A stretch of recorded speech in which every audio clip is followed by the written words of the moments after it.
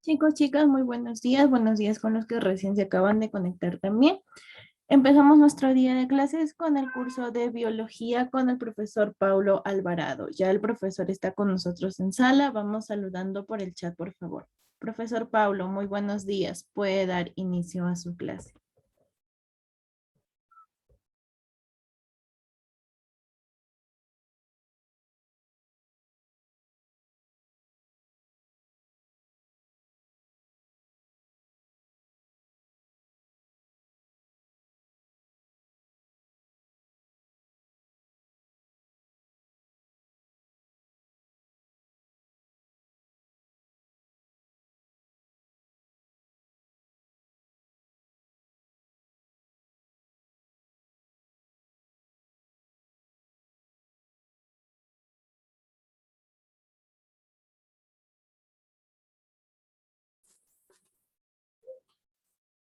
¿Qué tal? ¿Cómo están, chicos? Buenos días con todos. Buenos días.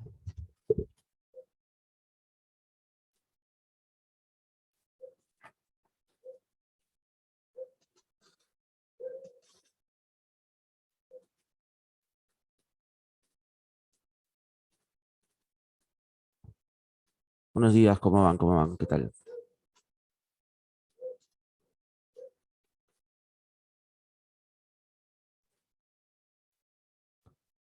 Profe, la semana pasada resolvimos otras preguntas.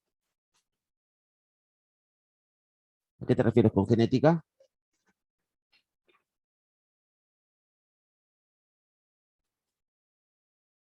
A ver, déjame ver un ratito.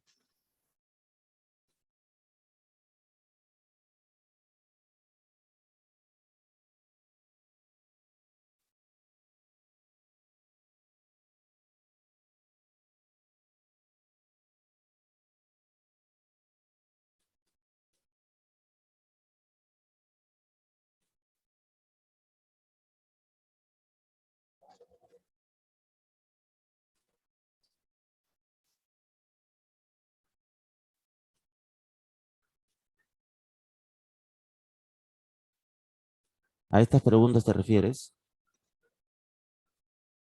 ¿Estas no son? Estas son las preguntas.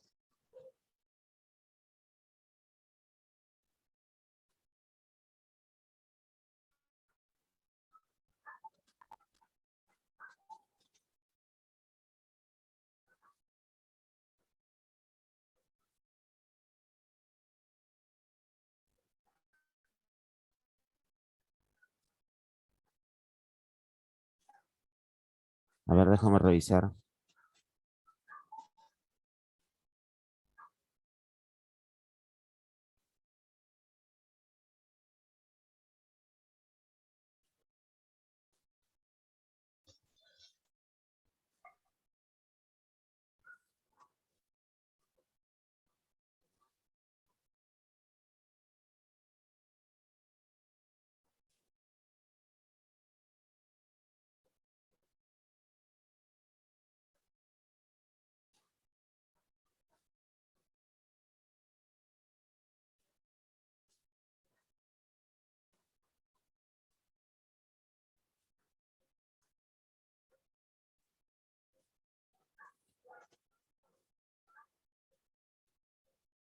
Sí, son las mismas.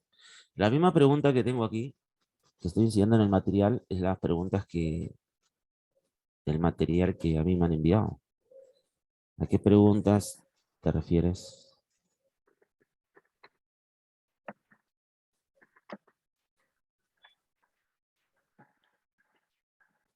Ah, el material que yo les he enviado de repente.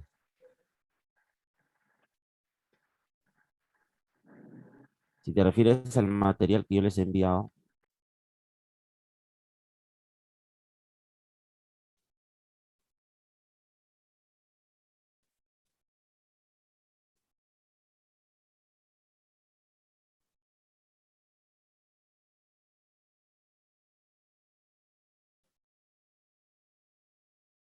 ya bueno, el problema era el material que yo les he enviado, no el que hemos elaborado en clase. Sí, bueno, entonces yo me he equivocado en enviarles el material. Hubieras empezado por ahí. creí que habíamos trabajado otras preguntas durante la clase. No, hemos trabajado las mismas preguntas, solamente sin el material.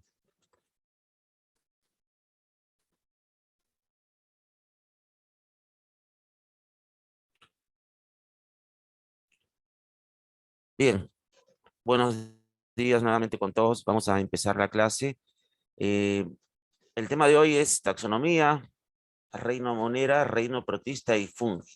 No es un tema ligeramente largo, extenso, pero la mayoría de ustedes ya tiene base, tiene conocimiento acerca del reino monera, sobre la célula procariota, ¿no? Sobre las bacterias. Así que va a ser un poquito más fácil, ¿no? Inclusive para los que no han llevado célula, presten atención, ¿ya? Porque vamos a tratar de repetirlo,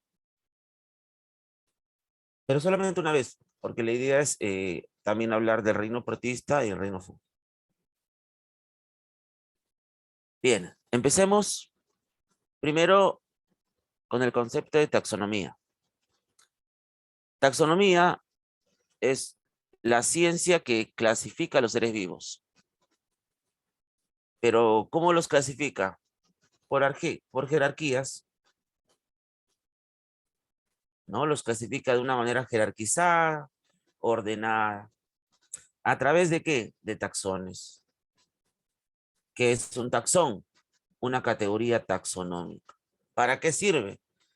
Bueno, para poder observar similitudes, diferencias que se presentan en características de los seres vivos.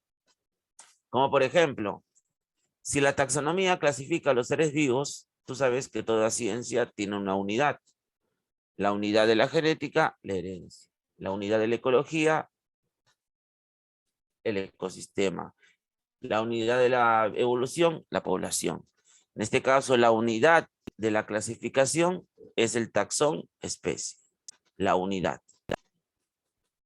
Y a partir de la especie se van desarrollando los demás taxones.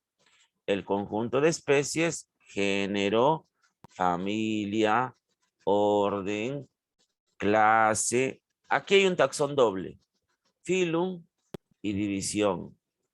¿Y por qué es doble? Porque cuando nosotros hablemos de reino animalia, vamos a utilizar el taxón filum. Cuando hablemos del reino plantae, utilizamos el taxón división. Reino y dominio, ¿correcto? Si cada casilla es un taxón o una característica de los seres vivos, el conjunto taxa. ¿Ya? Un taxón, categoría taxonómica. El conjunto taxa. Y esto se torna más fácil si yo tengo en cuenta la clasificación taxonómica del hombre. Dominio eucariota, ¿no? Reino animalia. Filum, cordados. Cordados es el término que se emplea para mencionar a los animales con columna vertebral. Clase, mamíferos. Orden, primates. Género, hominidae, evolucionamos. Género, homo. Especie, homo sapiens. Si tú tienes en cuenta esta clasificación taxonómica del hombre, va a ser muy fácil poder diferenciarlo y relacionarlo con los demás seres vivos. Por ejemplo, entre el chimpancé y el hombre, su diferencia está en familia. Entre el lobo y el hombre, la diferencia está en el orden. Ellos son netamente carnívoros, nosotros somos carroñeros. Entre una mosca y el hombre, la diferencia está en filum. Ellos son invertebrados, sin columna. Nosotros tenemos columna. Y con un árbol en reino. Es sencillo, muy sencillo.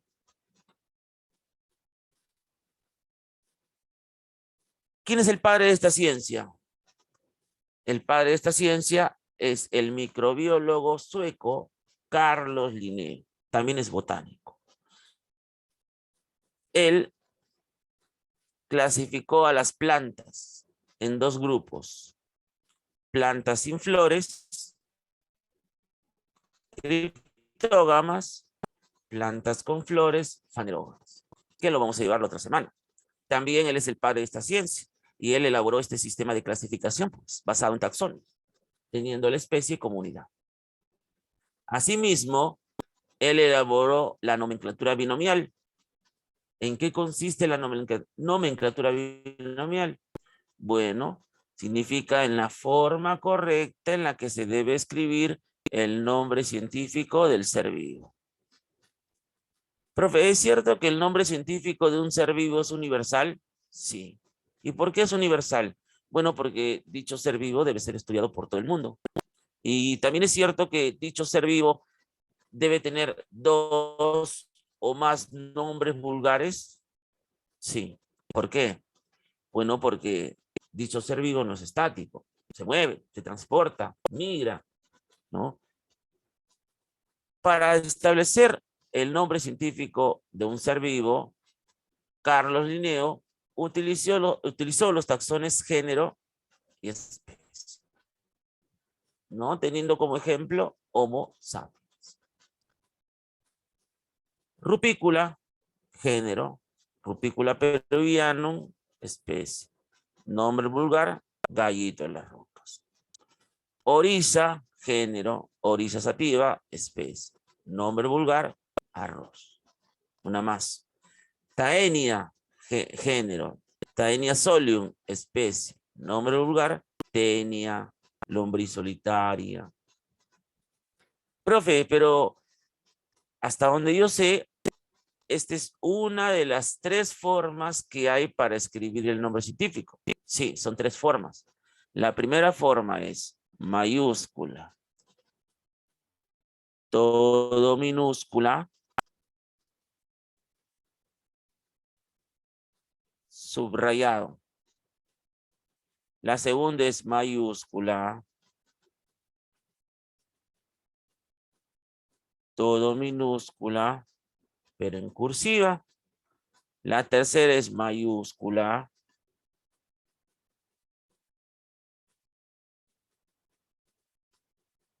todo minúscula, pero en negrita o resaltado. Pero te das cuenta que en los 3 casos, ambos empiezan con mayúscula, ¿no? Y terminan luego con minúscula. Bien. En cuanto a la clasificación de los dominios y los reinos, a ver, primero vamos con los reinos. En cuanto a los reinos, el primero en establecer que las únicas formas de vida en el planeta eran animales y plantas fue Aristóteles. Luego, en el año 1854, el padre de la ecología, Ernest Haeckel, establece los 3 primeros reinos de la naturaleza: el reino animal, el reino plantae, el reino protista. Pero, ¿cómo era el orden en ese entonces?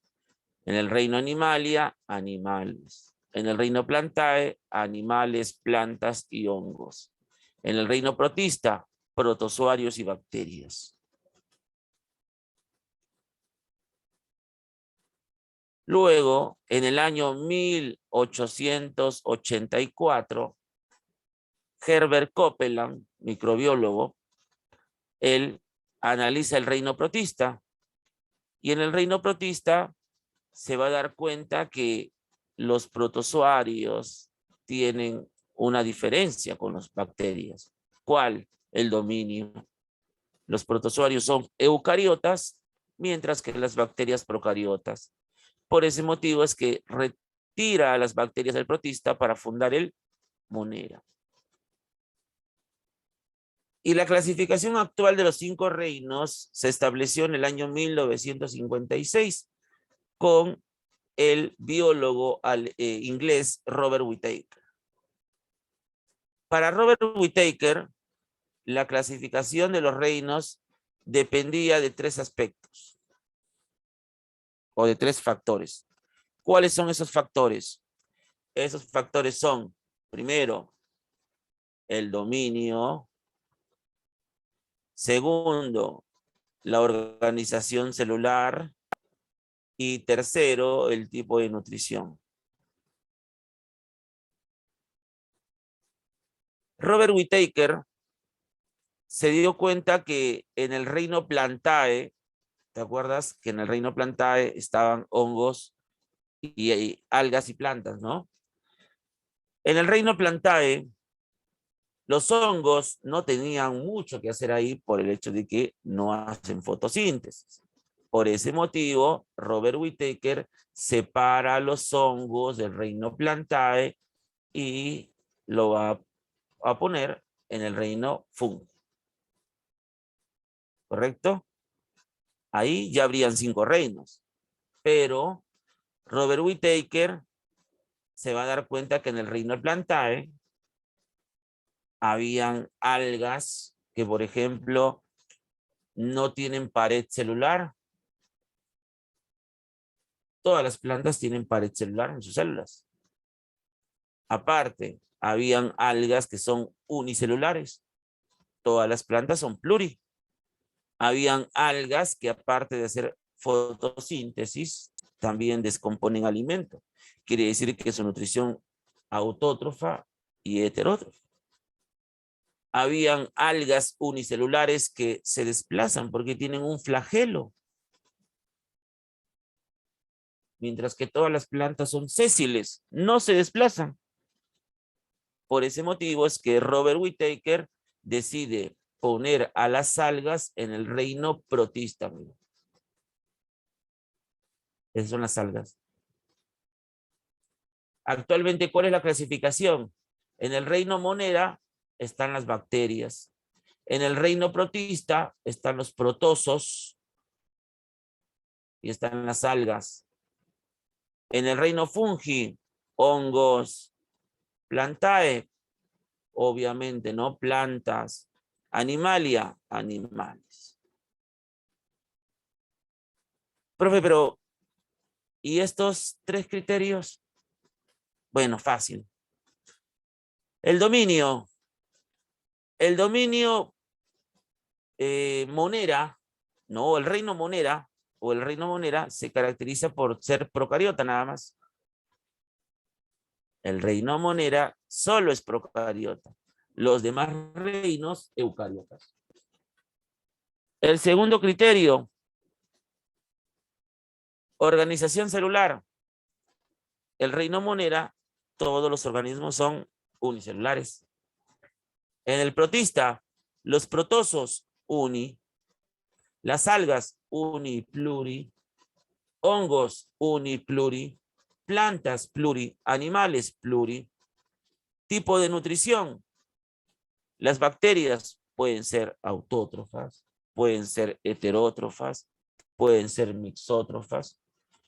En el protista, los protozoos heterótrofos, las algas pueden ser autótrofos. Hay una alga que es mixtótrofa. Hongos heterótrofos, plantas autótrofos, animales heterótrofos.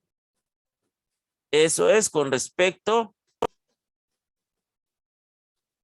a los reinos.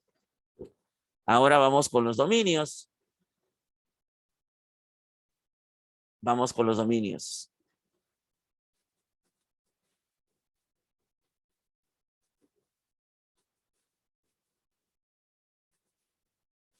En el año 1838,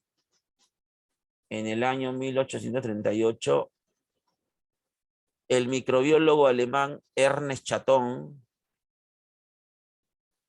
decidió clasificar los dominios en 2. Dominio procariota y dominio eucariota. ¿Y en qué se basó para clasificarlos? Bueno, en la presencia del núcleo nada más. Solo en la presencia del núcleo. Pero en el año 1969,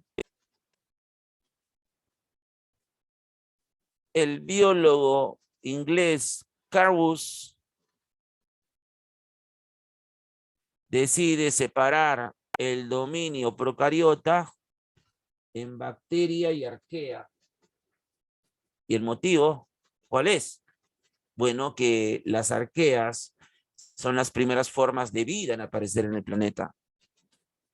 Después de la atmósfera primitiva, la primera célula en aparecer son las arqueas. Profe, ¿es cierto que las arqueas tienen una composición química un poquito más diferente o un poco, ¿no? Un poco diferente a las bacterias actuales? Sí. ¿Cómo cuáles? La pared celular. La pared de las arqueas es más gruesa. Profe, pero es cierto que las arquebacterias también actualmente viven en condiciones desfavorables que para otros seres vivos les podría ser difícil habitar. Sí. Por ejemplo, las metanógenas. Ahí están las metanógenas. Viven en pantanos, desagües, donde la concentración de metano es abundante.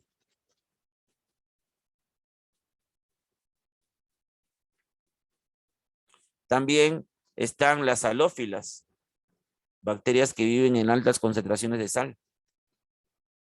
Y también están las bacterias termoacidófilas, que viven en volcanes.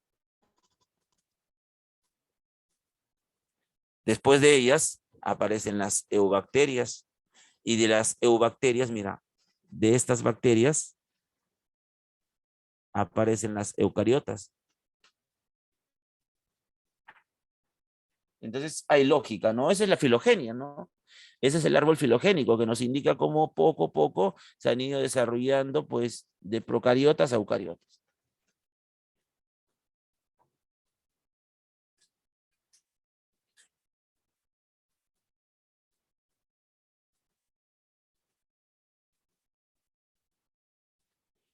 Bien, eso ha sido con todo con respecto a los reinos y dominios.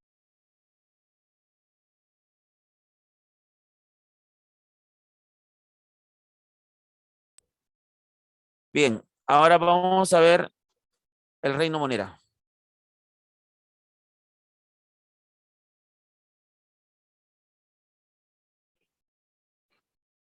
A ver, para el reino monera debemos primero saber que lo conforman las bacterias.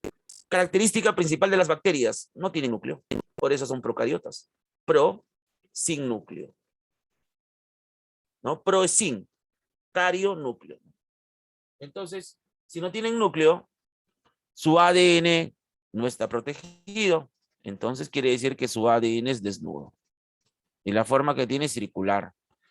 ADN circular desnudo. ¿Cómo se llama? Nucleoide.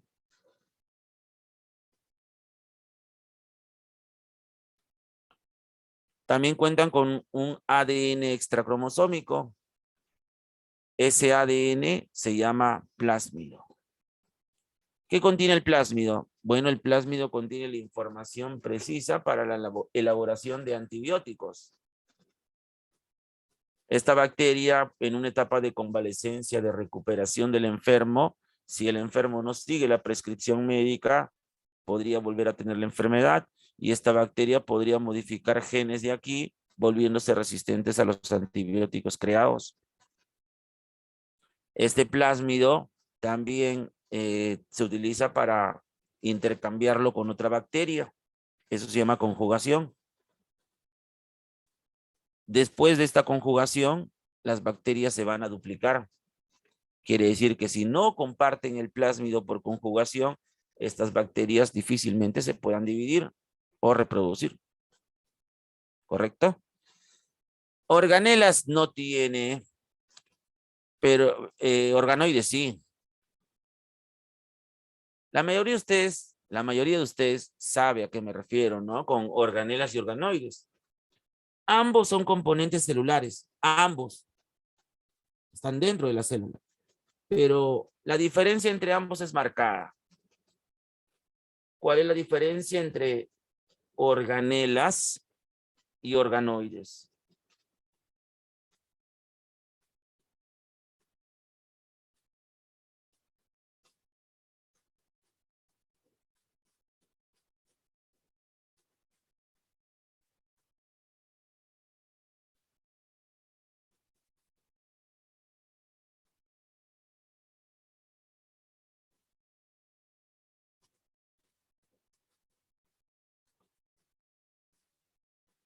En que las organelas presentan su propia membrana, mientras que los organoides no. La bacteria no tiene cloroplasto, mitocondrias, lisosoma, peroxisoma, aparato de Golgi, retículo endoplasmático liso. No tiene. Esos son organelas. Pero tiene organoides como los ribosomas. Y su ribosoma tiene un peso molecular, 70S. ¿Y para qué sirven esos ribosomas? Para fabricar proteínas. ¿Qué tipo de proteínas fabrican? Bastantes. Una de ellas, por ejemplo, es la pilina. Y otra es la flagelina. Pero forman muchas proteínas.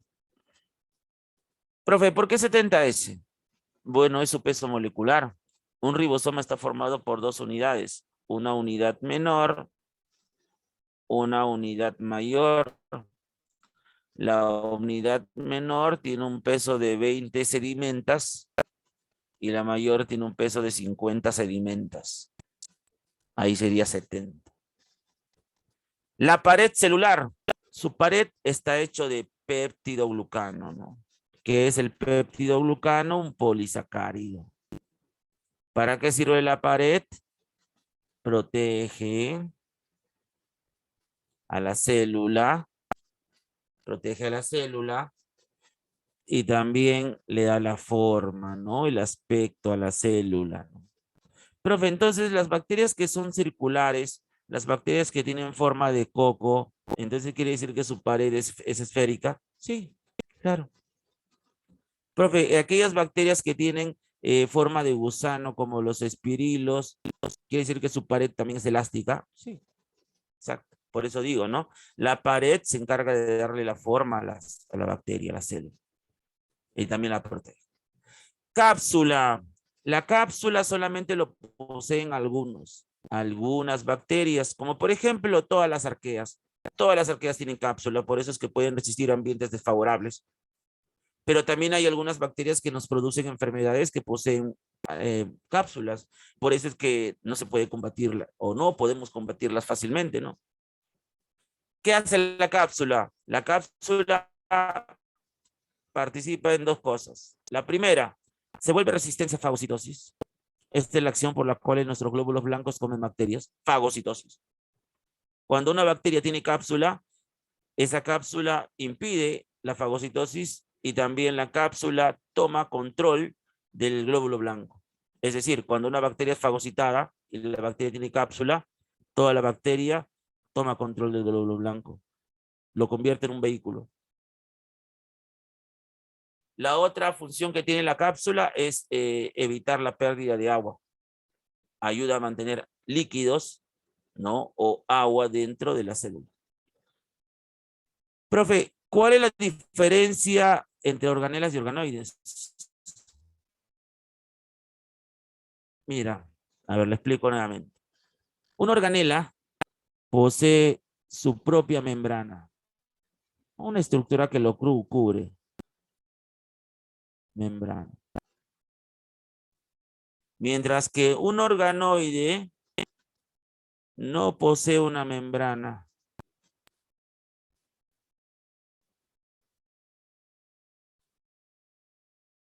Profe, entonces, si no posee una membrana, ¿qué es lo que lo cubre?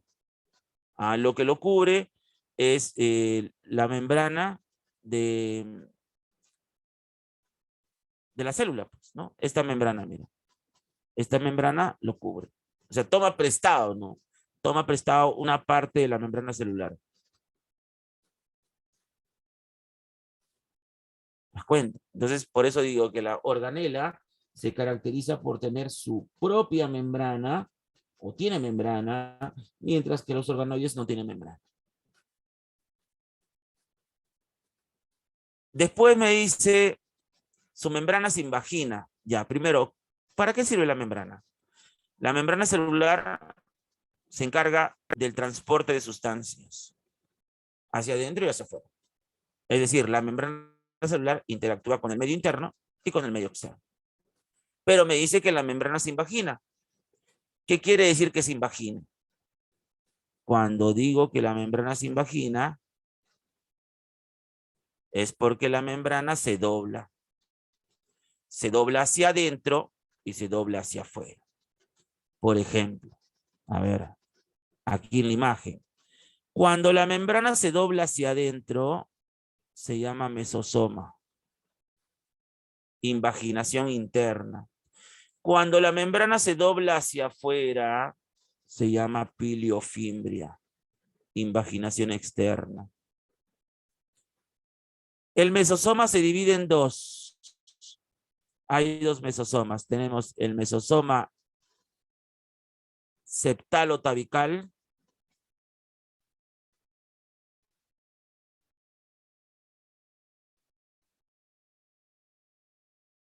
y tenemos el mesosoma lateral. El mesosoma septalo-tabical se encarga de la entrada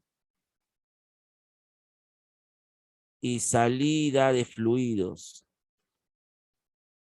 O sea, va a interactuar, ¿ya? Va a interactuar con el medio externo y el medio interno, ¿no? Se va a encargar de permitir la entrada de nutrientes y la salida de desechos.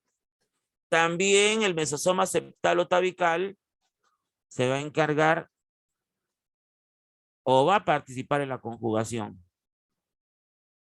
Es decir, ¿te acuerdas que las bacterias se tienen que unir para compartir el plásmido?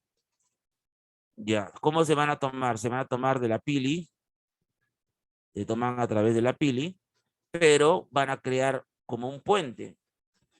Ese puente que van a crear va a ser indispensable para que puedan transportar ese plásmido. Y ese puente lo crean a través del mesosoma septal o tabical, no tabique. ¿Qué hace el mesosoma lateral, profe? El mesosoma lateral realiza la respiración celular. Profe, pero la respiración celular lo vimos en la semana 1 de este ciclo. Y usted me dijo que la respiración celular se realiza en las mitocondrias.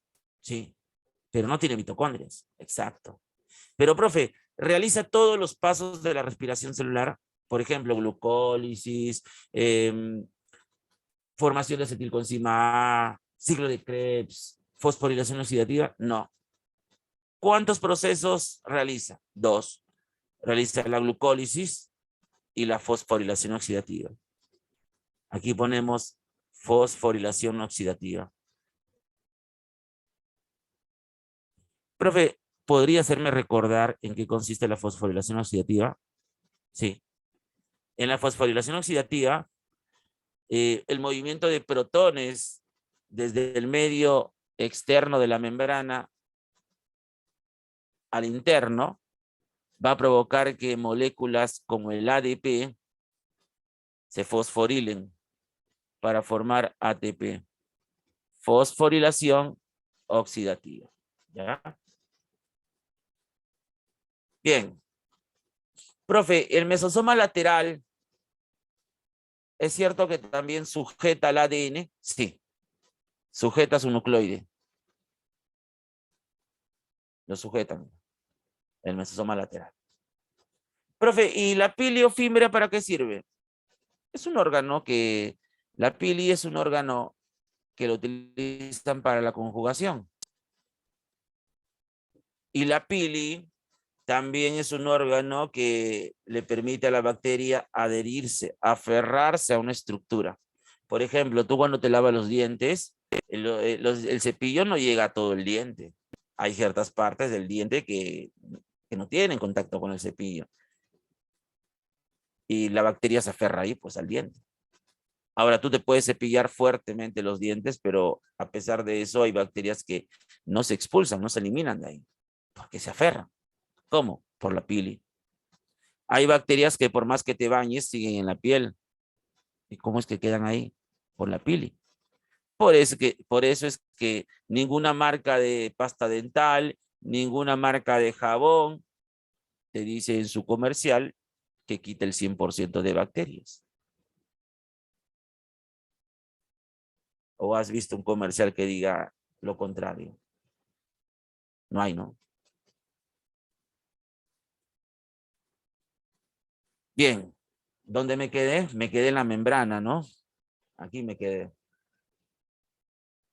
Según su origen, las bacterias se clasifican en dos grupos. Se clasifican en arqueobacterias y eubacterias. Las arqueobacterias son las primeras en aparecer. Las eubacterias aparecieron después. Ahora, con respecto a las arqueobacterias se dividen en tres. Se dividen en metanógenas, lo mencioné, ¿no? Dije, son aquellas que viven en concentraciones abundantes de metano.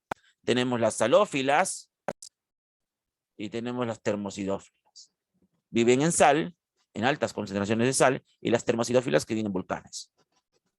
Por eso que tienen cápsula, ¿no? Las eubacterias se dividen en gram positivas, gram negativas. Ahorita lo vemos, es al último, ¿ya? Las rickettsias son bacterias que parasitan piojos, pulgas, y a través de la picadura, mordedura de estos insectos, estas bacterias te generan una enfermedad llamada tifus.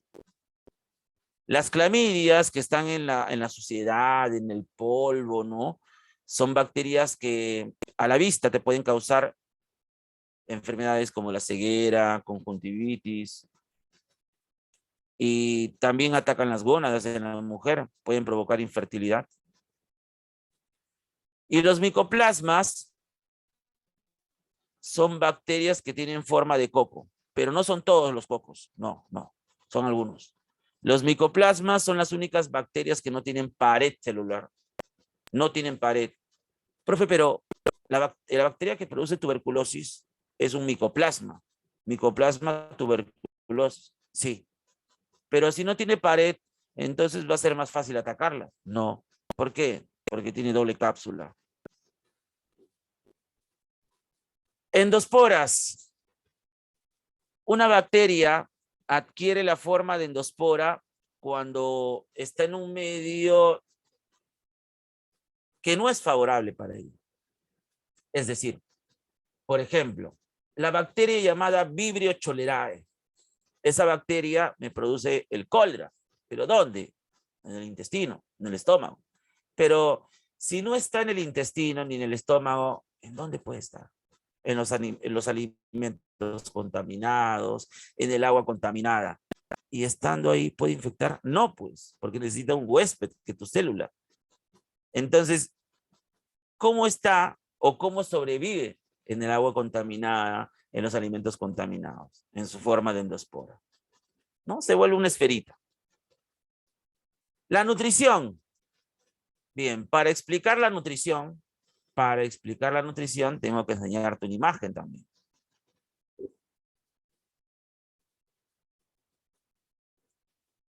¿Cómo es la nutrición de las bacterias? Su nutrición puede ser autótrofa, heterótrofa. Pero no es tan fácil como mencionarlos. No es tan fácil como mencionarlos. Por ejemplo, los autótrofos utilizan una fuente de carbono inorgánico. Los heterótrofos utilizan una fuente de carbono orgánico. Ahora tú dirás, ¿cuál es esa diferencia? Bueno, la fuente de carbono inorgánico es una fuente que lo adquieren del ambiente, pues del aire. Y la fuente de carbono orgánico es una fuente que lo obtienen pues de los órganos, de los tejidos, de las células. Por eso es orgánico. Ahora, los autótrofos, según la energía que utilicen. Tú sabes que los autótrofos fabrican su alimento, ¿no? Y tú sabes que los heterótrofos descomponen el alimento. Bien, vamos primero con los autótrofos. Los autótrofos pueden ser fotolitótrofos y quimiolitótrofos. ¿Por qué subrayo así? Porque los fotolitótrofos utilizan la energía luminosa, solar. En cambio, los quimiolitótrofos se basan en reacciones químicas para obtener su alimento. ¿Y qué significa lito? Lito significa inorgánico. La luz actúa sobre componentes inorgánicos. Estas reacciones químicas actúan sobre componentes inorgánicos. ¿Correcto? Ahora, a los fotolitótrofos también los puedes llamar fotoautótrofos o también los puedes llamar fotosintéticos. Quiere decir que estas bacterias hacen lo mismo que las plantas. Toman la energía solar, el CO2 y el agua y fabrican la glucosa y liberan oxígeno. Profesor, ¿me podrías decir qué bacteria es la que hace esa fotosíntesis? Sí, es la bacteria llamada cianobacteria.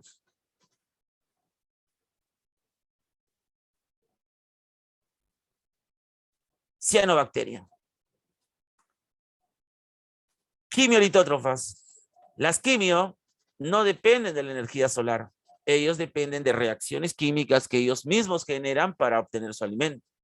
Por ejemplo, la bacteria azufrada o sulfurosa.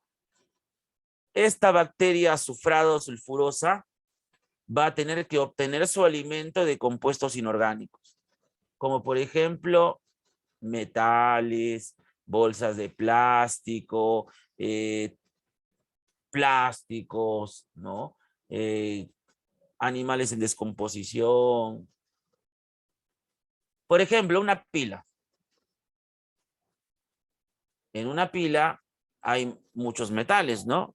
Y entre ellos gases como por ejemplo el ácido sulfúrico. Bacteria sulfurosa, azufrada. Aquí tiene el ácido sulfúrico. Bueno, no todo el ácido sulfúrico es alimento, ¿no? Esta bacteria tiene que liberar sustancias químicas. Esas toxinas que libera o sustancias químicas van a actuar sobre el compuesto inorgánico y de esa manera lo van a oxidar, lo van a romper. ¿Cómo? A hidrógeno más sulfato. El sulfato es su alimento, mientras que el hidrógeno se separa en electrones y protones que van a ser fundamentales para otras reacciones químicas. Profe, solamente la bacteria azufrada o púrpura es quimiolitótrofa. No.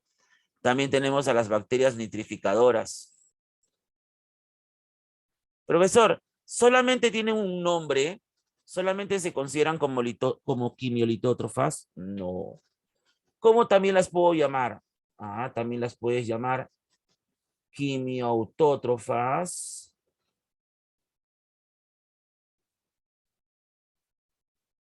o también las puedes llamar quimiosintéticas.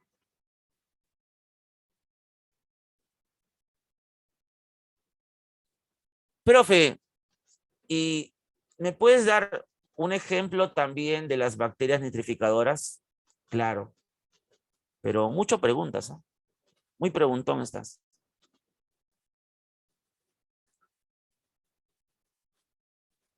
A ver, voy a utilizar Google.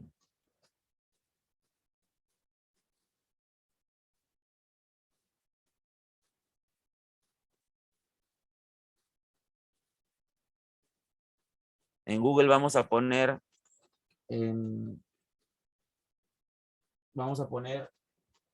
ciclo de nitrógenos. Justo aparece.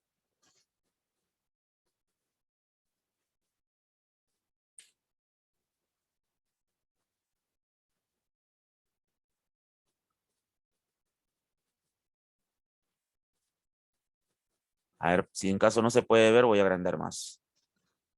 Ahí está. Fíjate aquí.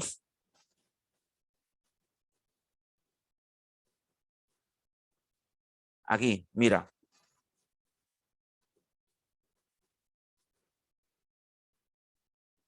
Estas son las bacterias nitrificadoras.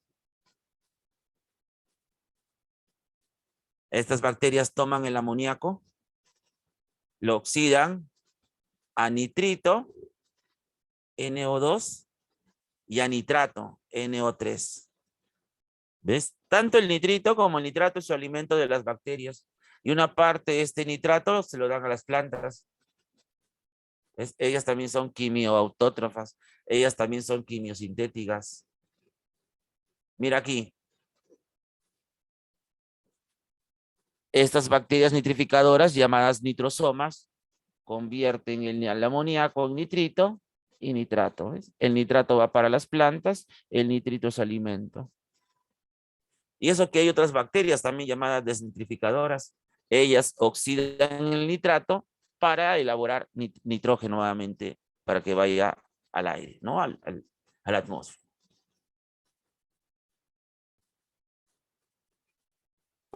Por ahí me dicen, profe, bacteria azufrada.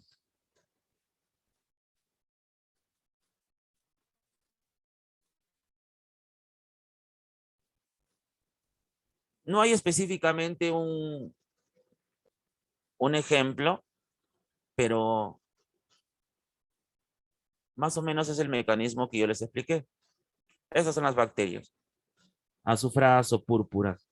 ¿Dónde están? En el suelo, en la tierra, en lugares húmedos. Ahí es donde al ver componentes inorgánicos, metales, plásticos, recurren a hacer eso, ¿no? A la oxidación. Bien, ¿dónde me quedé? Me quedé aquí. Aquí está. Ahora vamos con los heterótrofos. ¿Ah? Heterótrofos. En cuanto a los heterótrofos, yo ya te mencioné que su fuente de carbono es orgánico, ¿no? Ahora, según la energía que utilizan, son fotoorganótrofos y quimiorganótrofos. La energía que utilizan para descomponer es la luz. Y aquí se basan en toxinas o sustancias químicas para descomponer. ¿Pero qué van a descomponer? Van a descomponer materia orgánica. Si acá lito es inorgánico, acá órgano orgánico. Los fotoorganótrofos descomponen a organismos que dependen de la luz, o sea, descomponen a plantas, algas. Mientras que los quimiorganótrofos hacen esto.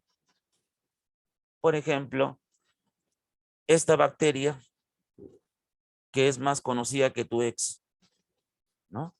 Que es más conocida que tu ex. Por ahí dicen, profe, Melissa, no metamos ese tema. Ya aburre ese tema. Mira, esta bacteria llamada pylori, Helicobacter pylori. Esta bacteria, ¿dónde la encontramos? La encontramos en el agua, alimentos contaminados, ¿no? Si tú ingieres esa agua, ingieres los alimentos contaminados, esas bacterias van a entrar. ¿Y a dónde van a llegar? Bueno, a las paredes del tubo digestivo. Cuando hablo del tubo digestivo, me refiero pues al esófago, a la faringe, al estómago, al intestino, ¿no? Estas bacterias se alojan exactamente en el estómago. El estómago tiene 4 capas, ¿no? Bueno, todo el tubo digestivo tiene 4 capas: mucosa, submucosa, muscular y serosa. Pero estas bacterias se alojan en la primera capa. La primera capa se llama mucosa. Aquí está la mucosa. Y la mucosa tiene un líquido. Ese líquido se llama mucus o moco. Ese mucus se encarga de, bueno, es importante porque se encarga de neutralizar el pH del jugo gástrico, o sea, la acidez del jugo gástrico. Si no hubiera este mucus, el jugo gástrico quemaría, pues, ¿no? Destrozaría la pared del estómago. Pero también este mucus se encarga de atrapar a las bacterias. Las atrapa y las destruye para que el jugo gástrico, pues, complete, ¿no? Complete ese proceso. Pero la pylori dice, no, pues, a mí no me van a hacer eso. ¿Acaso yo soy tonta? No, no soy tonta. No soy tonta. La pílori libera toxinas, como por ejemplo una enzima. Ella libera una enzima, una proteína llamada ureasa. ¿Qué hace esa ureasa? Destruye el moco. Ya no hay más moco. Ahora, ¿qué hace la bacteria? Dice, ñami, qué rico. Bueno, la bacteria empieza a duplicarse. Ahora, tú de terco, de terca, sigues tomando agua del caño, sigues comiendo las frutas sin lavarlas, sigues comiendo alimentos contaminados como la mayonesa que ya venció hace 3 meses, por ejemplo, ¿no? Esas bacterias siguen ingresando. ¿Qué van a hacer con la pared mucosa? La van a destrozar, ¿no? Hablando coloquialmente. Al haber un daño en el organismo, ¿no? En una pared, los glóbulos blancos van a reaccionar y al reaccionar van a liberar sus proteínas y esas proteínas van a ir bien a las bacterias o bien a la pared mucosa. Van a destrozar más la pared mucosa. Ahora eso súmale que tú estés comiendo algo y se libere el jugo gástrico. ¿Qué va a hacer el jugo gástrico? Va a dañar aún más esa pared. A eso, ¿cómo se le llama? Gastritis. Entonces, a eso me refiero con quimioorganótrofas o quimioterótrofas. Esas bacterias, antes de descomponer, liberan toxinas. Esas toxinas van descomponiendo, destruyendo poco a poco la pared para empezar, ahora sí, a absorber esos nutrientes, ¿no? Por ejemplo, esta bacteria llamada Bordetella pertussis. La gran mayoría de bacterias es atrapada por los pelitos que hay en la tráquea. Esos pelitos se llaman cilios. Esos pelitos tienen moco y ahí se quedan, ¿no? Por eso es que cuando, por ejemplo, yo estoy hablando y toso. ¿Por qué toso de la nada? Bueno, porque al inhalar, ¿no? El oxígeno ha entrado bacterias y esas bacterias se han quedado ahí. Entonces, como se han acumulado, ha provocado, pues, que yo tosa. Y al toser, las estoy expulsando. Pero esta bacteria Bordetella pertussis dice, no, pues, a mí no me van a hacer eso. ¿Qué hace la Bordetella pertussis? La Bordetella pertussis se va a encargar de liberar sustancias que van a destruir esas células. Al destruirlas, pues va a haber una región que está indefensa. Por eso es que las bacterias van a aprovechar para pasar por ahí y dirigirse a los pulmones y provocarte la enfermedad llamada tosferina. Entonces, si te das cuenta, las quimiorganótrofas dependen de reacciones químicas o de sustancias químicas para empezar a descomponer.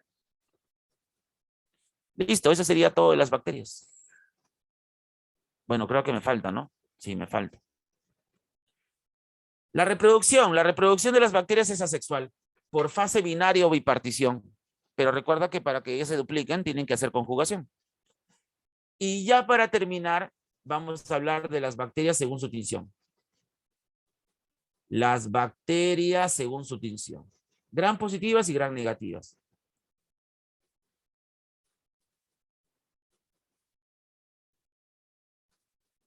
Para estudiar a las bacterias según su tinción, primero debemos definir, ¿no? ¿Por qué se clasifican así? ¿Por qué se clasifican gram positivas, gram negativas? Por ejemplo, a las bacterias para poder estudiar su pared y su membrana, se les ha hecho una tinción, un colorante. Y según el color del cual se tiñan, se van a clasificar en gram positivas y gram negativas. Ahora, para ser mucho más exactos, el término gram positivo y gram negativo se aplica para dos cosas. Se aplica para el estudio de las bacterias en cuanto a la estructura de su pared y su membrana, uno, y en cuanto a la composición química que presente la pared y la membrana. ¿Correcto? Es decir, la primera cosa que estudia de las bacterias es la estructura de la pared y la membrana, y la segunda cosa que estudia es la composición química de la pared y la membrana. Ahora, en cuanto a las positivas y negativas, hay 4 diferencias. ¿Cuáles son? El color. Las positivas se tiñen de azul morado y violeta, las rojas se tiñen de rojo y rosado. Segunda diferencia, la pared de las positivas es más gruesa. ¿Y por qué es más gruesa? Porque tiene abundante peptidoglucano, mientras que las negativas tienen una pared delgada, poco peptidoglucano.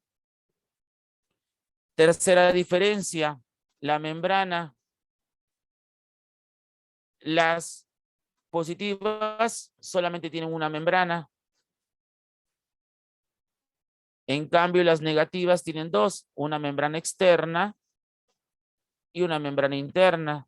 Es más, has escuchado hablar de la penicilina, ¿no? La penicilina es un antibiótico que se toma solamente cuando uno tiene enfermedades producidas por bacterias. Profe, ¿y para qué sirve la penicilina? Bueno, la penicilina tiene como objetivo destruir la pared celular de las bacterias e impedir que las bacterias vuelvan a formar esa pared. Entonces, profe, si la penicilina actúa sobre la pared, ¿a quién afectaría o contra qué bacteria sería más efectiva? ¿Contra las positivas o las negativas? Contra las positivas. ¿Por qué? Porque la penicilina llega directamente a la pared. En cambio, aquí la penicilina tiene que atravesar la membrana externa. Bacterias como aquella que te produce la tuberculosis, neumonía, son gran negativas. Por eso es que tú al tomar una pastilla o al ponerte una ampolla con penicilina, no te curas. Cuesta, ¿no? La cuarta diferencia, ya para terminar con bacterias, sería las proteínas presentes en su pared y en su membrana. Las positivas tienen una lipoproteína hecha de lípidos y proteínas llamada ácido teitoico, que atraviesa primero la pared, luego la membrana. Mientras que las negativas tienen una proteína gigante llamada porina, las cuales primero atraviesan la membrana externa, luego la pared y luego la membrana interna. Listo. Eso sería todo de las bacterias. Vamos a continuar con el reino protista. El reino protista lo conforman las algas y los protozoarios. Ambos son eucariotas. En el caso de los protozoos, son uni nada más. Las algas pueden ser uni y pluri. Las algas son autótrofos. Los protozoos son heterótrofos. Las algas pueden vivir en agua dulce, en agua salada, mientras que los protozoarios viven en líquidos corporales, como por ejemplo la saliva, la baba, el sudor, en agua estancada, en agua potable, en agua con cloro. Primero veamos a los protozoarios. Los protozoarios tienen nutrición heterótrofa saprobiótica. Sapro significa de absorción. Quiere decir que ellos no tienen un sistema. Entonces ellos tienen que liberar toxinas. ¿Cómo? Por ejemplo, este es un protozoario. Aquí está el alimento. Ellos no pueden descomponerlo por dentro porque no tienen un sistema. Entonces ellos van a liberar enzimas. Esas enzimas que son proteínas se liberan al producto y se descompone por fuera. Ahora esos pedacitos se absorben. Saprobiótica. Sapro de absorción, biótica porque descomponen materia orgánica. Profe, ¿y saprofito qué significa? Bueno, saprofito es la mezcla de saprobiótico, ¿no? Con, bueno, en realidad saprofito viene de orgánico y inorgánico. Cuando tú escuchas decir que un organismo es saprofito, quiere decir que descompone por fuera materia orgánica e inorgánica y luego la absorbe. Pero si te enfocas netamente a materia orgánica, saprobiótico. Profe, ¿los hongos también son saprofitos? Sí. Tiene vacuolas digestivas, que son las que toman el alimento descompuesto y lo convierten en energía automáticamente. Y tienen vacuolas contráctiles, que son vacuolas que facilitan el desplazamiento de estos protozoarios. Su reproducción es asexual. Se reproducen igual que las bacterias, se duplican, pero hay un grupo de protozoarios que utiliza esporas. ¿Qué son esporas? Otras células. Libera células en forma esférica, esporas, para reproducir. Te dice que algunos pueden producir enfermedades y otros no. Bien claro, ¿ah? Algunos producen enfermedades y otros no. ¿Cómo los podemos clasificar? Según el órgano o apéndice locomotor que tengan para desplazarse. Es muy fácil clasificarlo. Según el órgano locomotor que tengan para desplazarse. Hay 4 grupos de protozoarios. Tenemos los flagelados, que utilizan flagelos para desplazarse. Los ciliados, que utilizan cilios, pelitos, para desplazarse. Los rizópodos, ellos no tienen un aparato, pero se crean uno. Mira, un pseudópodo. Ese pseudópodo que se crean, lo hacen a través de su citoplasma y su membrana. Pero los esporozoarios, ellos sí, no tienen aparato locomotor. No tienen, ni se crean tampoco uno. Ejemplos. En los ciliados tenemos el paramecio. En los flagelados, el Trypanosoma cruzi. En los rizópodos tenemos a la ameba. En los esporozoarios tenemos al plasmodium. Por ejemplo, los ciliados tienen al paramecio y el paramecio es de vida libre. Pero también hay un protozoario llamado Balantidium coli en este grupo que sí es patógeno. Ellos son parásitos. Y el Balantidium coli te produce las úlceras intestinales. En los flagelados, todos son patógenos. Todos, mira aquí claro Luis, todos. Quiere decir que te provocan enfermedades. Y la gran mayoría de estos protozoarios, la gran mayoría, es transportada por un vector. Transportado por un vector. Un vector biológico.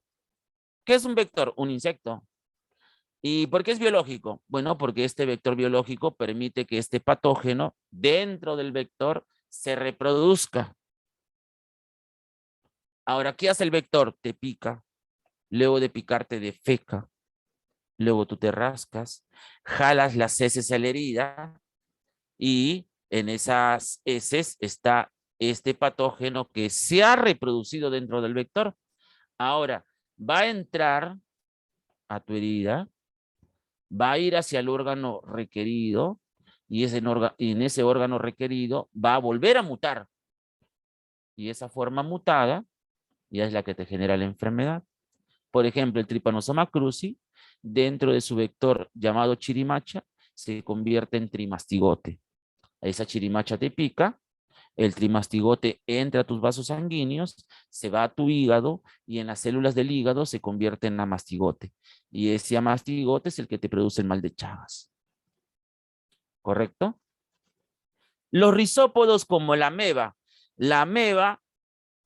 como no produce o no tiene un órgano locomotor, ¿no? Pero se crea uno, ¿no? Utilizando su membrana y citoplasma. Todos son patógenos, todos. Parásitos. La ameba te causa una enfermedad así, mira. Voy a resumir nada más porque me ha ganado la hora. Mira, la ameba, llamada entamoeba histólica, esa ameba tiene 2 estados. Tiene un estado quiste y un estado trofozoito. El estado trofozoito es el estado reproductivo. En cambio, el estado quiste es el estado infectante. El quiste maduro es el que te produce la enfermedad, pero ¿dónde te produce? Mira, en el intestino, en el estómago, en el hígado, en los pulmones, en el cerebro. Cuando es en el cerebro se llama meningitis amebiana. Cuando es en el intestino, en el tubo digestivo, se llama disentería, diarrea. Cuando es en el pulmón, se llama amebiasis pulmonar. Cuando es en el hígado, se llama amebiasis hepática. Profe, ¿y dónde lo puedo conseguir este protozoario? En el agua potable, en el agua con cloro. Ahí lo consigo. Como te dije, los ciliados, ¿no? Los ciliados tienen cilios para desplazarse, tienen doble núcleo, macro y micronúcleo. Tienen una vacuola contráctil que facilita el desplazamiento de los cilios y tienen una vacuola digestiva que toma el alimento que lo absorben y lo convierten en energía. Ellos también tienen, ¿no? Vacuola contráctil, facilita el movimiento del pseudópodo y la vacuola digestiva que toma el alimento y lo convierte en ATP. El paramesio te dije que es de vida libre, no produce enfermedades, mientras que hay uno que es patógeno, el Balantidium coli. Y ese Balantidium coli también tiene dos formas, tiene un estado quiste, un estado trofozoito. El estado quiste es el infectante, ¿ya?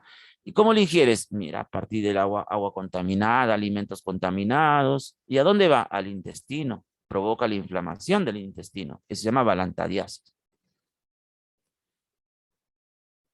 Los flagelados, ¿no? O mastigóforos tienen flagelos para desplazarse, mira. Ellos ya no tienen vacuolas, ellos más bien tienen organelas. Tienen mitocondrias, aparato de Golgi, ribosomas, retículo endoplasmático rugoso, liso. En vez de, ellos, en vez de vacuola contráctil, tienen membrana ondulante. Y esa membrana ondulante es la que dirige el movimiento de los flagelos. En vez de vacuola digestiva, ellos tienen aparato de Golgi. Aquí está su núcleo, ¿no? En su núcleo está su ADN. Y como te dije, todos estos protozoarios son patógenos, todos. Y necesitan de un vector para transportarse. ¿Qué vector? Biológico, ¿no? Por ejemplo, el tripanosoma necesita de la chirimacha. ¿Qué enfermedad te causa? El mal de Chagas. Mira, ahí está la chirimacha.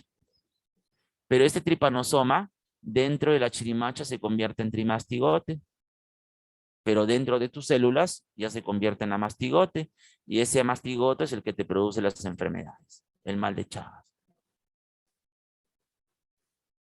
Muy bien. Los demás también son transportados. Por ejemplo, la giardia lo transporta el caracol. El trypanosoma gambiense lo transporta la mosca. La leishmania lo transporta la titira. Y por último, los esporozoarios. Los esporozoarios no tienen aparato locomotor, pero lo que los caracteriza es que se reproducen por esporas. Ellos también tienen organelas, ¿no? Ribosomas, retículo endoplasmático liso, mitocondrias, ¿no? Aparato de Golgi, pero ellos tienen vacuola contráctil, mira, vacuola contráctil. En vez de vacuola, perdón, esta es vacuola digestiva, vacuola digestiva. En vez de vacuola contráctil, ellos tienen una mitocondrias. La mitocondria es el que le da energía a toda la célula. Ellos no se desplazan.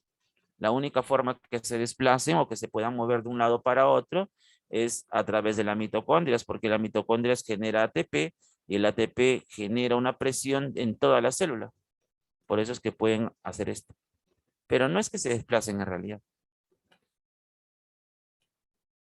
Estos protozoarios también son patógenos, parásitos. Un término parásito es patógeno. Plasmodium vivax, el Plasmodium falciparum, son transportados por un zancudo del grupo Anopheles. Pero el que te pica no es el macho, el que te pica es la hembra. La hembra te pica, defeca, tú te rascas, jalas las heces a la herida y en las heces está este protozoario.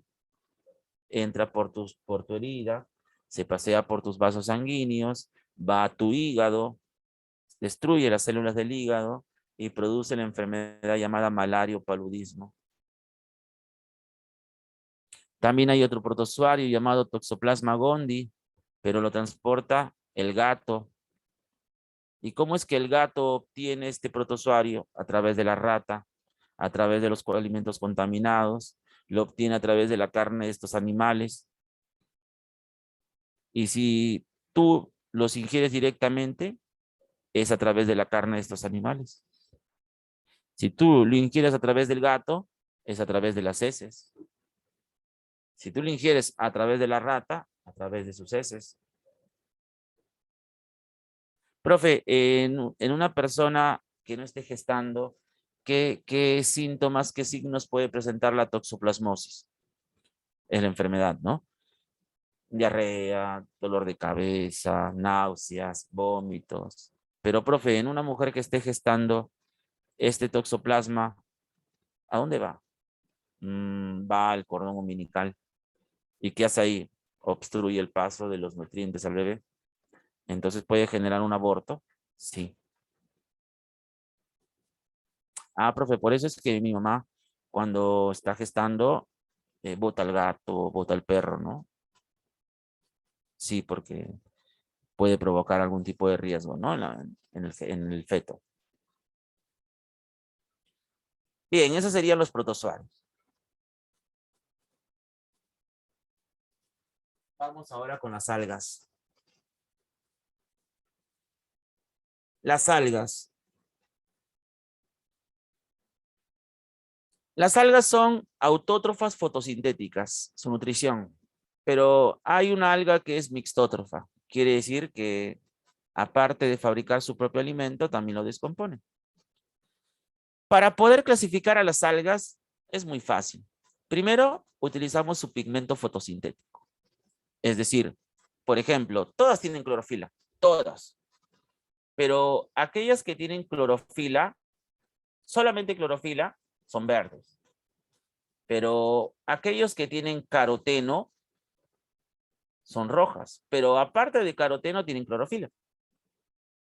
Aquellas que tienen ficobilina son azules. Aquellos que tienen xantófila son amarillos, dorados. Mira, hay clorofila A y clorofila B. La clorofila A y B es verde, pero la clorofila C es pardo. ¿Ya? Ahora, el otro criterio que utilizamos para clasificarlos es el polisacárido presente en su pared celular. Por ejemplo, el polisacárido más conocido es la celulosa. Todos tienen celulosa, todos. Pero hay algunos que aparte de celulosa tienen sílice. Hay algunos que aparte de celulosa tienen alginato.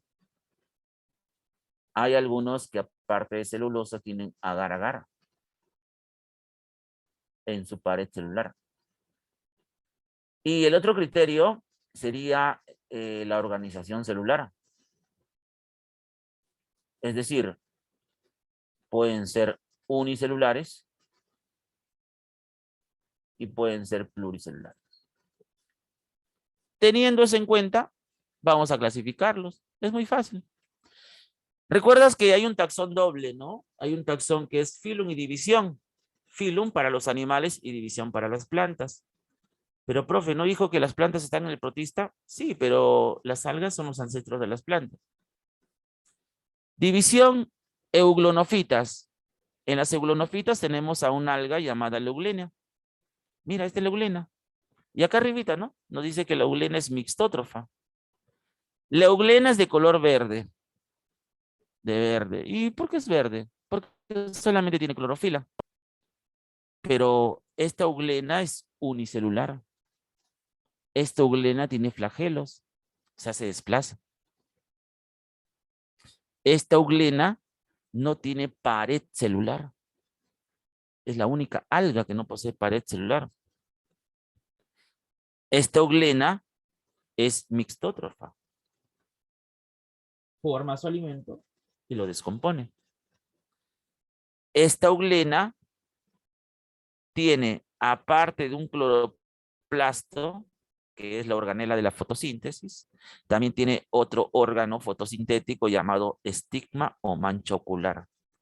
El cloroplasto es un órgano, una organela fotorreceptora. Eso es lo que tienen todas las algas y todas las plantas.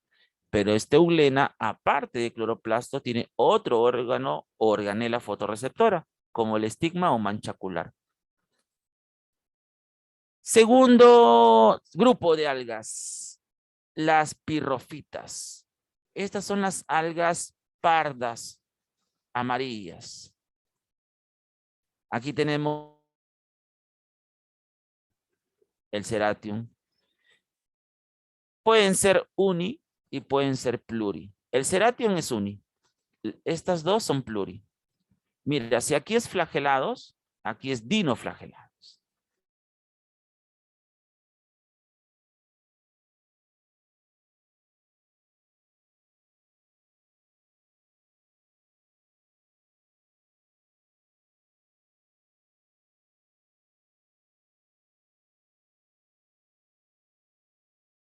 Son dinoflagelados y ellos causan un fenómeno en el océano, bueno, en las orillas, llamado marea roja. Vamos con el tercer grupo de algas, las crisofitas. Uy, tengo que borrar. Las crisofitas. En las crisofitas tenemos a las algas pardas doradas.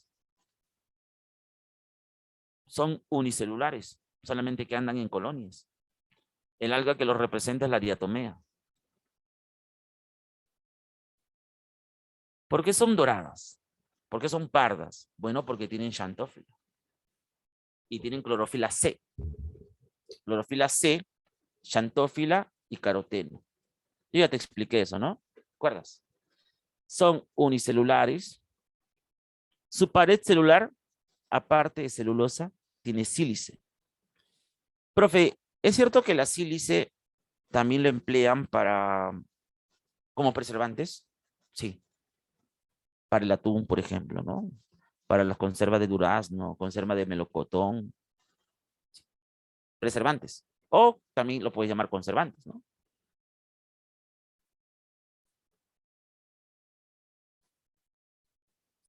Siguiente grupo de algas, las clorofitas. Estas algas son importantes. ¿Por qué? Porque el término clorofitas viene de clorofila. Estas algas son los ancestros de las plantas. Estas algas son los ancestros de las plantas.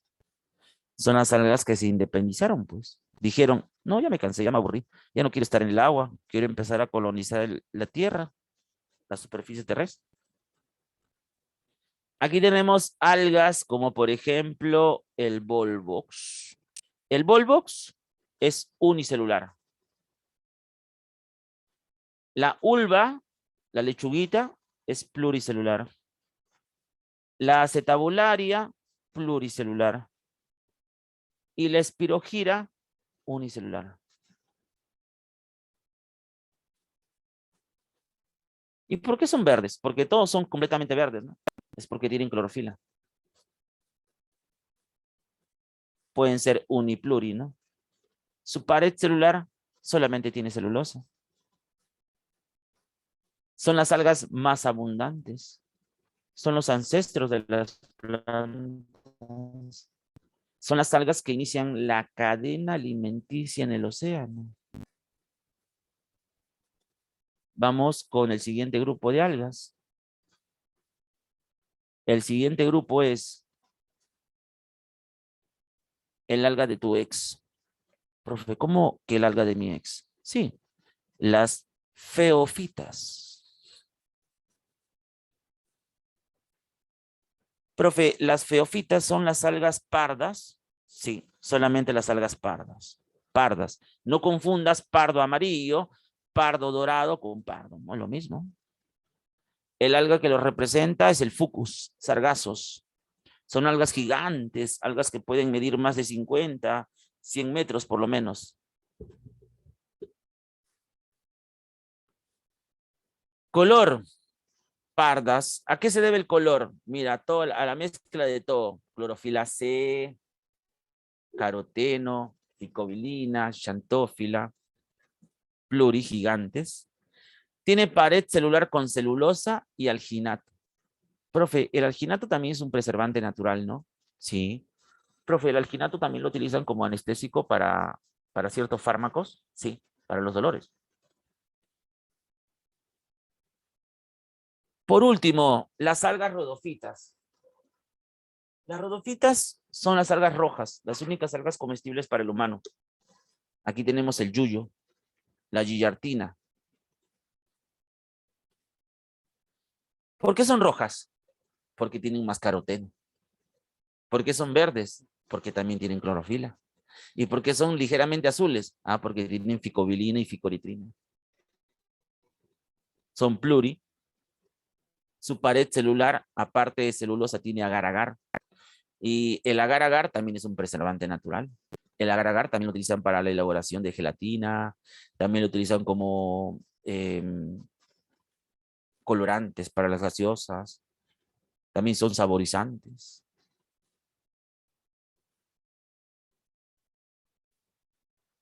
Profe, ¿por qué las otras no son comestibles? Tienen componentes tóxicos. Sí, bueno, para comestibles para los humanos no son, pero para los peces sí, pues. Para los animales acuáticos sí. A eso me refiero. Bien, ya terminé con las algas. Vamos con los hongos. Vamos con los hongos. Justo me ha dado tiempo. Vamos con los hongos. Reino fungi. Se les llama hongos verdaderos. ¿Por qué hongos verdaderos? Porque la mayoría de los hongos se reproduce sexualmente. También asexualmente.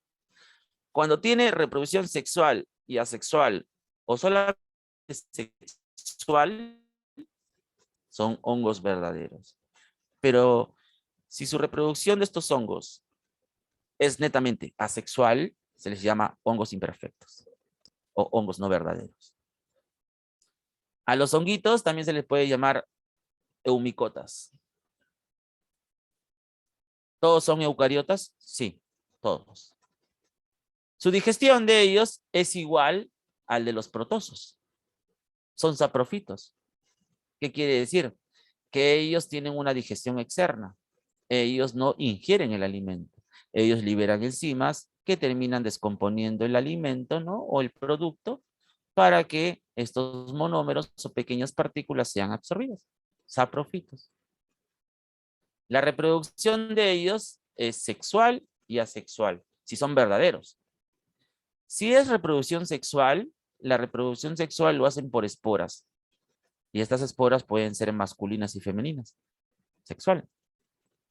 Pero si la reproducción es asexual, ellos lo hacen a través de conidios. ¿Qué son los conidios? Bueno, los conidios son pequeñas estructuras con células. Y esas células no son masculinas ni femeninas.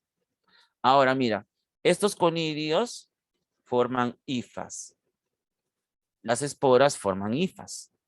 Tú dirás, profe, ¿qué son hifas? Las hifas son células. Pero ahora, si este hongo es unicelular, porque hay hongos que son uni, hay hongos que son pluri, ¿no? Entonces vamos a diferenciar.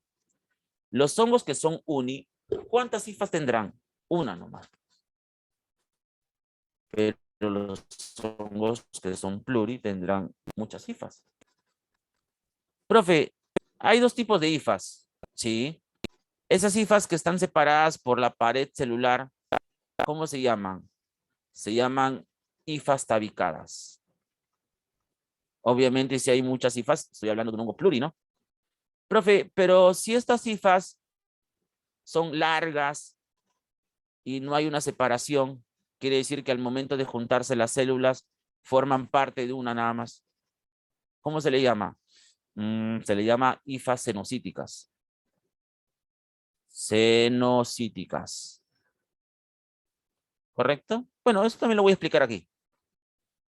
Pero lo primero que quiero que me entiendas es como que su reproducción sexual es por esporas, que pueden ser masculinas y femeninas, mientras que la sexual es a través de conidios. ¿Qué son los conidios? Los conidios son estructuras que poseen membranas y células. Estos conidios que generan hifas. Las esporas que generan hifas. ¿Qué son las hifas? Las hifas son células de los hongos. La nutrición. ¿Cómo es la nutrición de ellos? Su nutrición es saprofita. Es saprofita. Son descomponedores, claro, descomponen materia orgánica, descomponen materia inorgánica. Parásitos, claro, hay algunos que se alimentan de tejidos, como por ejemplo el hongo del pie de atleta, el moho, ¿no? Que descompone, pudre las plantas, pudre las frutas, ¿no? El pan. Simbiontes. Mira, hay algunos hongos que se asocian a otros seres vivos. Las micorrizas es la asociación que hay entre las raíces de las plantas con las raíces de los hongos. ¿Qué comparten? Materia orgánica, materia inorgánica. Los líquenes, que creo que tú ya sabes, ¿no? Los líquenes son la asociación que hay entre los hongos y las algas. ¿Para qué? Para compartir materia orgánica, inorgánica. IFAS.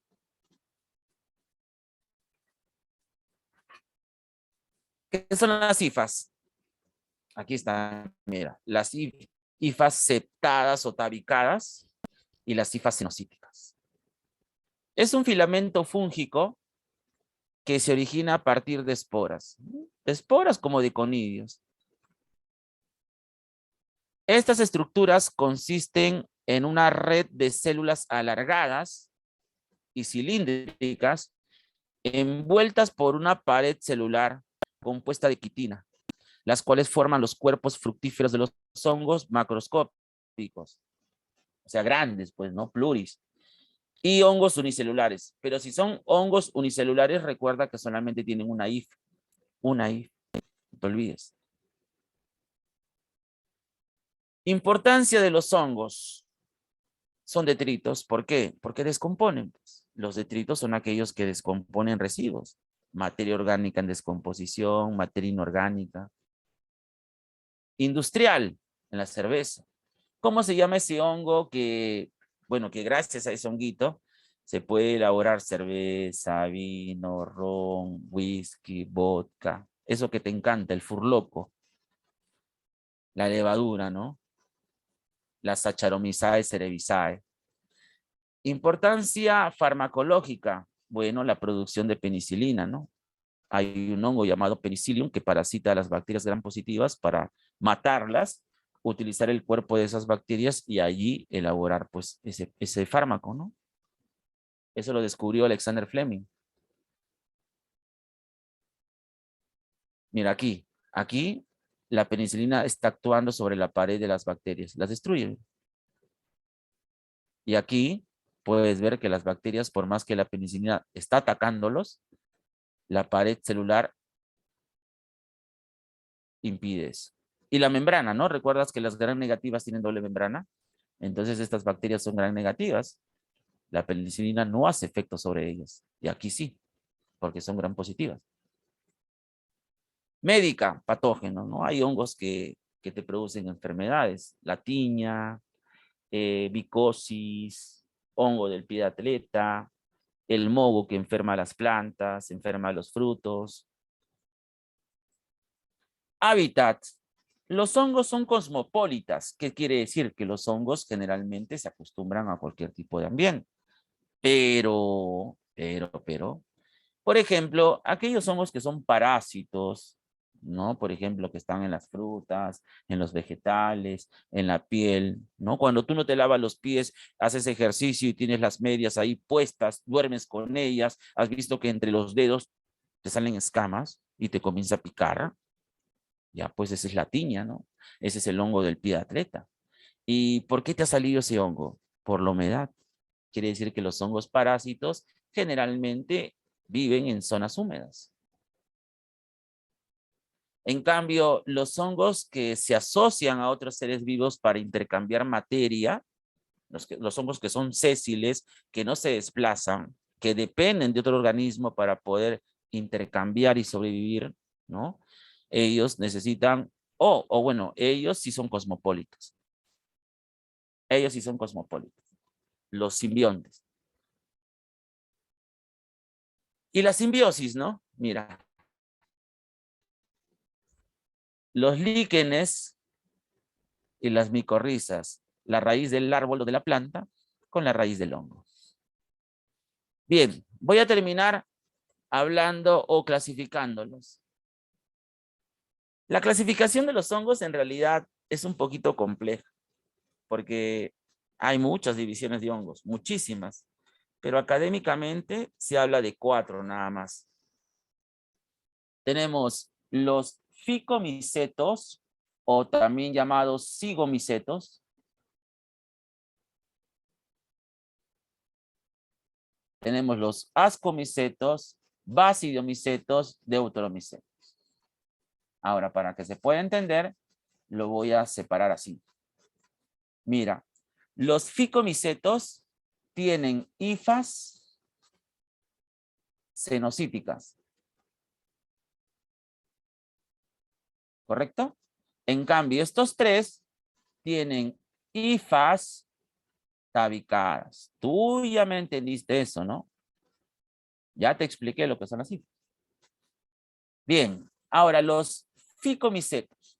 Los ficomicetos o zigomicetos pueden ser uni o pueden ser pluri.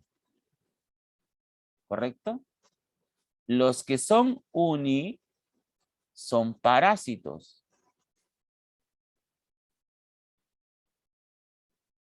Los que son pluri son detritos, descomponedores.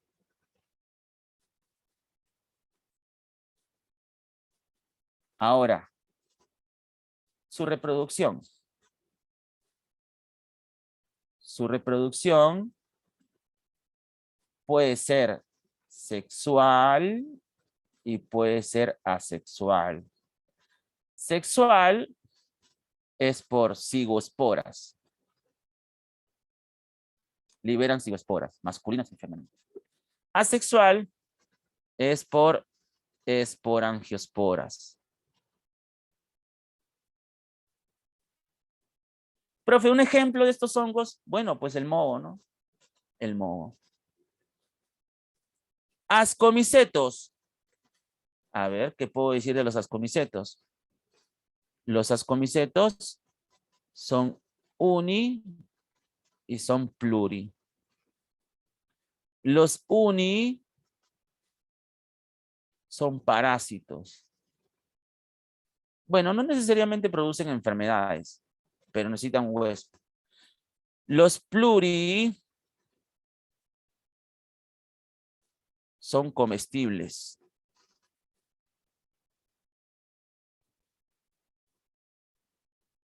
Su reproducción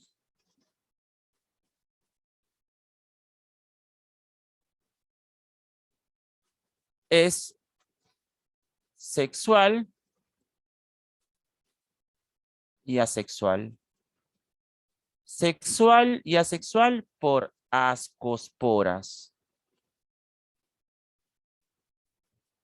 Profe, ejemplos, la levadura. Pero la levadura es uni, profe, ¿no? Sí, y de pluri, las trufas. ¿Las trufas están en este grupo? Sí, las trufas. Basidiomicetos. Los basidiomicetos, todos son pluri. Pluri. ¿Ellos qué son? Ellos son comestibles. Algunos son comestibles. Comestibles, otros son alucinógenos.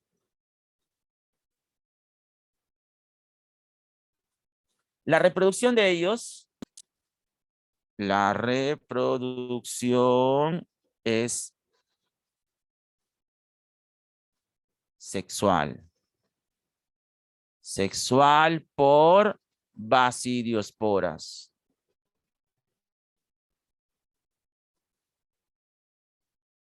Ejemplo, Agaricus campestri, el champiñón, la manita, tenemos el royal, tenemos las setas.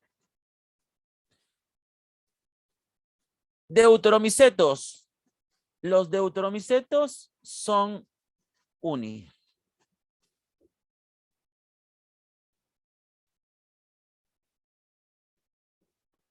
Todos son parásitos.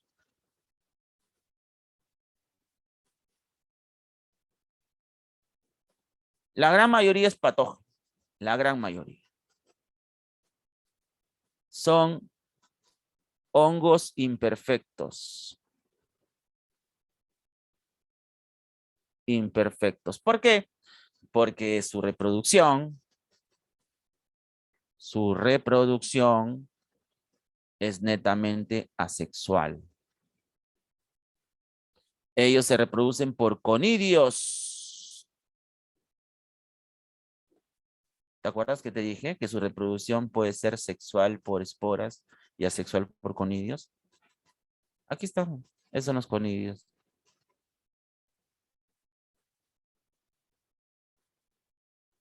Ejemplos. Bueno, ahí tenemos el hongo del pie de atleta. Tenemos el penicillium. Tenemos la cándida SP, que produce la infección vaginal. Tenemos el hongo de la tiña, etc. Bien, ya terminé. Te dicto las claves para terminar. Te dicto las claves. Vamos, vamos. Las claves.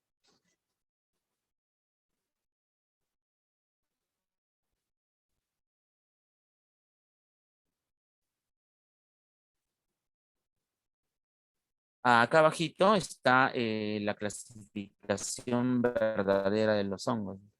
Esa es la clasificación verdadera. 1, avión. 2, dedo. 3, casa. 4, dedo. 5, dedo. 6, dedo. 7, avión.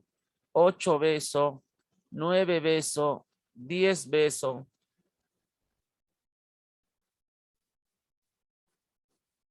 Vamos, vamos.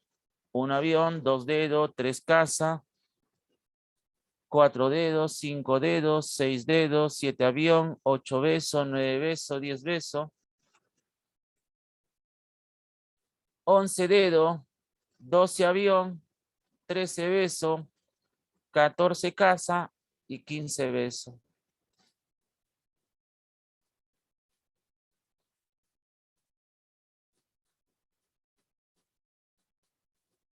Once dedos, 12 avión, 13 beso,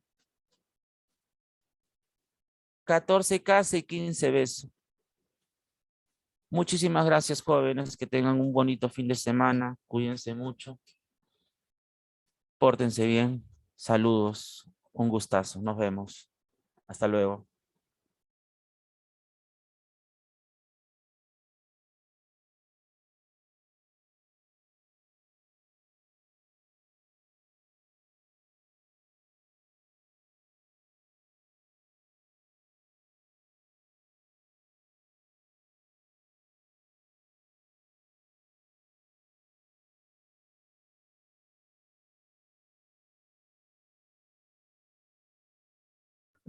Chicos, no se olviden de completar el foro los que aún no lo han hecho, por favor, y sean puntuales para la siguiente clase. Recuerden que se empieza a 10:20.